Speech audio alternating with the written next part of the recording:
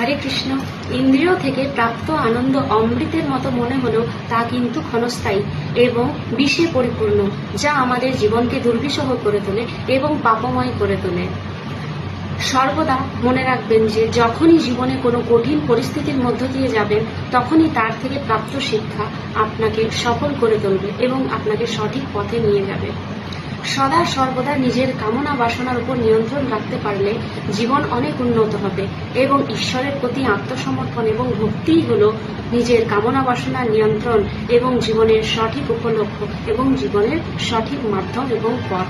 এবং সদা সর্বদা ঈশ্বরের প্রতি আত্মসমর্পণ করাই হল এই জীব মানুষের ধর্ম।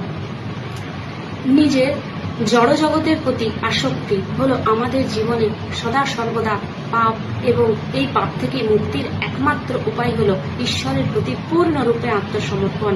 হরে কৃষ্ণ।